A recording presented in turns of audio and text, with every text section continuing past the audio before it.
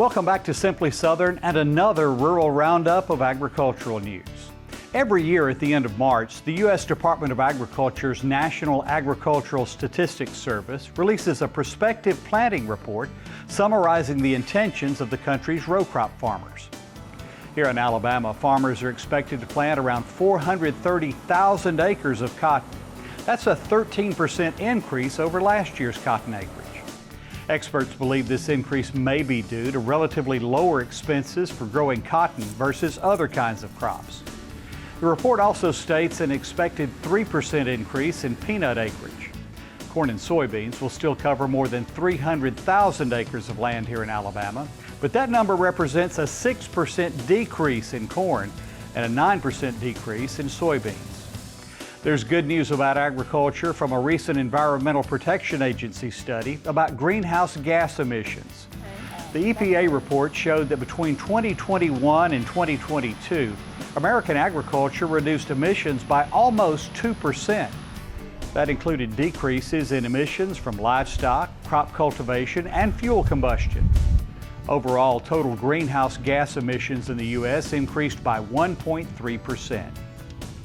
That fact underscores what a bright spot agriculture is when it comes to protecting the environment.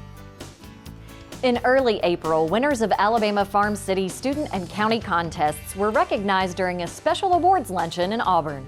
For the second year, Geneva County was named Best Overall for Division II, which is counties with a smaller population. I didn't think we would get that big of an award again, so I really wasn't expecting it. It almost makes me feel guilty to go up there to get it when I know how hard everybody on the committee has worked. The title of Best Farm City Committee in Division I went to Lee County. Oh, excited. Oh, exciting. It was a surprise, too, yes, you know? Yes. It is kind of the recognition for the work we do. Lee County is not a big agriculture county. We have over 40,000 young adults in higher education, either community college or Auburn University. So when we can bring together the civic club activities and activities for the university and for the college in Opelika as well, it's really rewarding. Alabama Farm City is a program dedicated to celebrating the connection between rural farmers and those who live in cities and suburbs. County committees host events throughout the year, including poster, essay, and multimedia contests for school children. To find out more about all of this year's award winners, visit the news section of alphafarmers.org. If you're between the ages of 18 and 35 and either farm or work in a field related to agriculture, then you may qualify to compete in one of two Young Farmers events.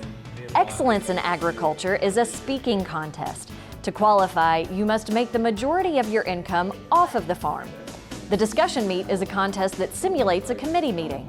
Applications for both are due on June 1st, and the contest will take place August 3rd during the Alabama Farmers Federation's Farm and Land Conference in Montgomery. To learn more, visit alphayoungfarmers.org. Stacy Little is up next on Simply Southern, and he's making the perfect appetizer for your next get-together, a ranch chicken cheese ball. In a state as forested as Alabama, the last thing you expect to see is a desert. But more than 2 million of our residents actually live in a desert. A food desert, where fresh, healthy food is hard to come by, and food insecurity is a part of life. The Alabama Cooperative Extension System is working to change that, one community garden at a time. Join us as we discover more.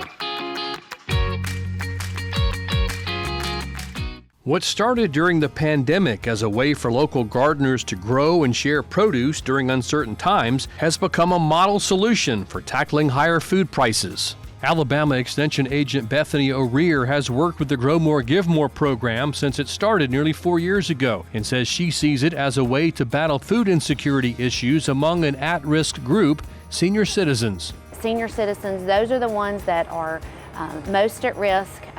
Prices have increased. They can't afford fresh produce.